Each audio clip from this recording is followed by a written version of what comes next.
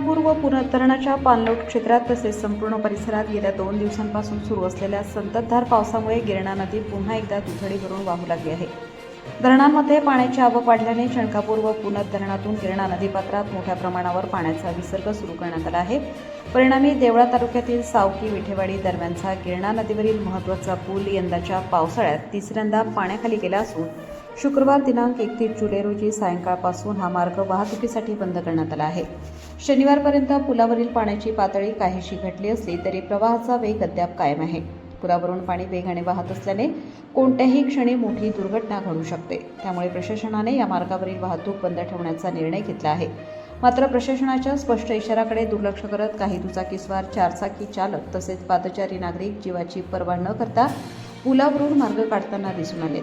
पाण्याचा वेग, खोली आणि संभाव्य धोका यांचा कोणताही विचार न करता काही जण केवळ वेळ वाचवण्यासाठी स्वतःचा जीव धोक्यात घालत असल्याचे चित्र पाहायला मिळाले।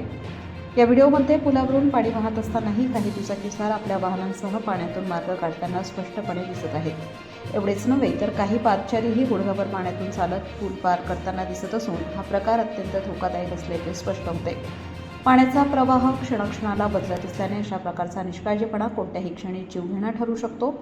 या संपूर्ण प्रकाराचे चित्रीकरण मोबाईल कॅमेऱ्यात कैद झाले असून नागरिकांच्या बेदरकारपणाचे धक्कादायक वास्तव समोर आले आहे। पूल वाहतुकीसाठी बंद असतानाही नियम मोडून प्रवास सुरू असल्याने प्रशासनाने अधिक कठोर उपाययोजना करण्याची गरज व्यक्त होत आहे।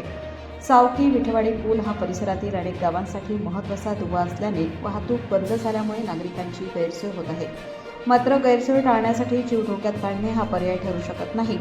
पुलावरून पाणी वाहत असताना कोणत्याही परिस्थितीत तो ओलांडण्याचा प्रयत्न करू नका। दुचाकी, चारचाकी किंवा पायी प्रवास करताना स्वतःचा किंवा आपल्या कुटुंबाचा जीव धोक्यात घालू नका। प्रशासनाच्या सूचनांचे पालन करा आणि पाणी पूर्णपणे ओसरेपर्यंत पर्यायी सुरक्षित मार्गांचा वापर करा असे आवाहन प्रबंधभूमीच्या वतीने करण्यात येत आहे। प्रबंधभूमी महाराष्ट्र न्यूजसाठी वैभव पवार, देवळा।